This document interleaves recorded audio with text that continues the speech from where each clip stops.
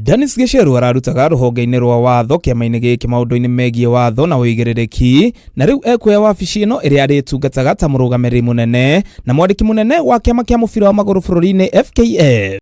Gicheru nĩ mũthaki wa tene wa mũbira wa magũrũ na ekũihũria ithenya rĩa Harũni Ndege kwa ihinda nginya rĩrĩa kamĩtĩ nene ya kĩama gĩkĩ ĩkamũra ũrĩa ũkuoya wabici ĩno.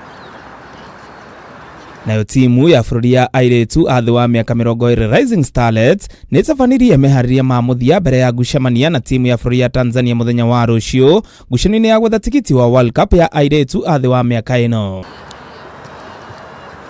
Rising Starlets maretha mweke wa gũkorwo arĩo timu ya kerĩ kuma gũkũ bũrũri-inĩ kũgata tigiti wa World Cup thutha wa timu ya bũrũri ya Junior Starlets gwĩka ũguo mwaka-inĩ wa 2024. Acha niseme hiyo experience ilikuwa poa, kwenda FIFA under 17 ilikuwa experience poa sana, na tuliona nini kwa huko World Cup ni kitu poa sana. So tumekuja pia under 20, najua tuna push na najua pia na make sure to push wote na tuweze kurudi huko World Cup.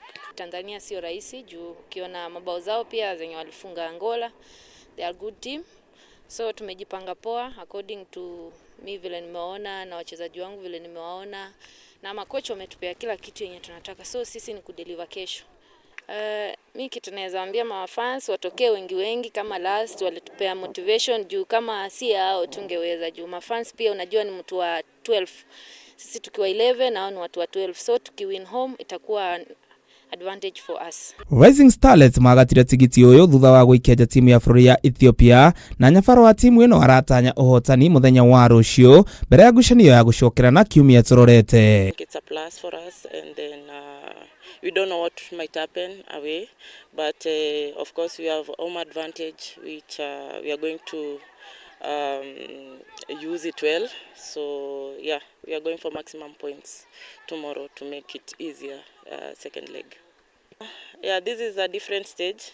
You can't compare under 17 with under 20, but they're giving the competition that is needed. They've really stepped up so well.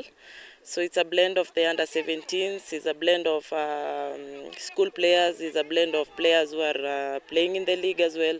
Ngucanio ĩno ĩkambĩrĩria thaa 9 cia mĩaraho kĩharo-inĩ kĩa Ulinzi Complex, handũ-inĩ ha metha ya mathako ya Kameme TV. Rĩtwa rĩakwa nĩ Ng'ang'a wa Nyokabi.